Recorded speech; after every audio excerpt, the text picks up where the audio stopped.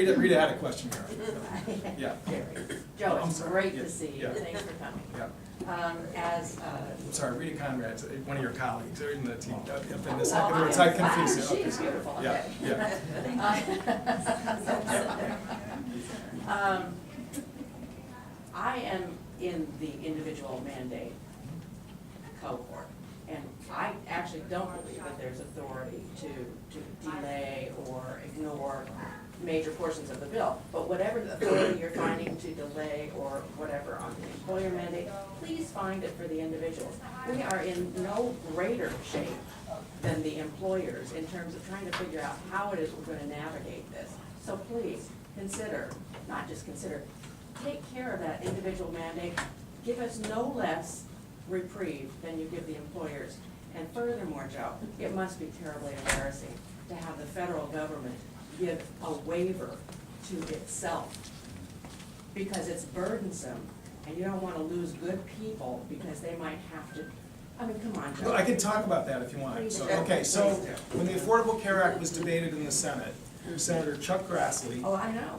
offered an amendment that was intended to really put Democrats on the hot seat by saying, if you're gonna get health benefits after January 2014, you can't get it through the federal employee health plan. Again, members of Congress get their health benefits today through the federal, or can get their benefits today through the federal employee health plan. And the government pays roughly about 70% of the premium cost, along with staff.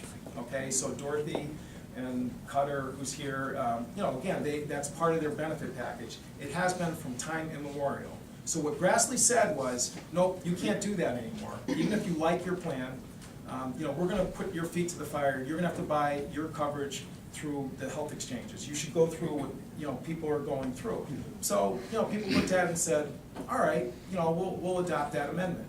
So starting next January, members of Congress, only group in America and their staff, can no longer get their insurance through their existing health plan, but are being directed into the individual exchange to get their coverage. That's the only group. Well, it's actually in the statute in terms of a designated population. And again, Grassley did this, and I get it. He knew what he was doing. He was trying to tweak everybody in doing that. But what he was not doing was saying that staff or members of Congress, their benefit structure should be changed, because we're not self-employed. We can't deduct like a self-employed person our health benefits, okay? So the Office of Personnel and Management looked at this and said, okay, members of Congress, like Joe Courtney, have to buy their health plans through the Connecticut Exchange, and so does, the Connecticut staff that's in Norwich, and the DC have to buy it through the DC Exchange. You're prohibited by law from buying it the way you,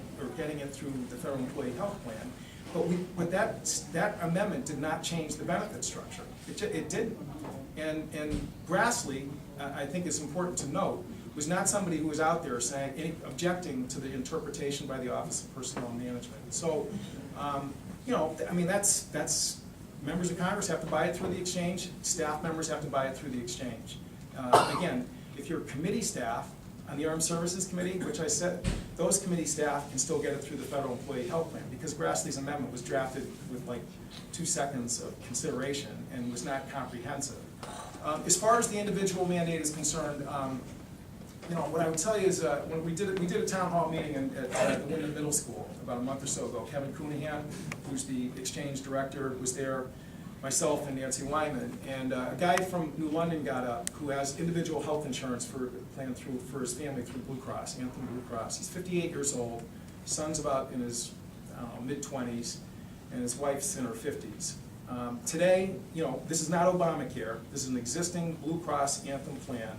His monthly premium is $2,500, and he has a $5,000 deductible for each family member. So for a family in aggregate, it's a $15,000 deductible. All I can tell you is for a 50-something-year-old, and I'm not going to be rude here, okay, and try and guess anything like that, there is no question that the rates that have been already disclosed by the 3 plans that are going to be the individual market are going to be far better than what a guy like the guy. Well, I can show you this guy's bill. I can look at my own bill. Yeah. Well, I don't want to breach your privacy that's here.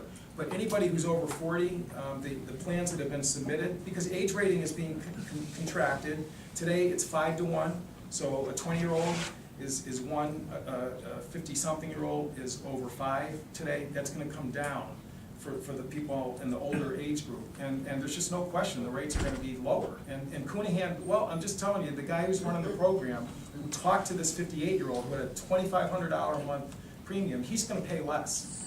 Well, he is. Can I just? He's not gonna pay free, it's not gonna be cheap. I'm not looking for free. Yeah. Can I just interrupt for 1 minute before I forget, because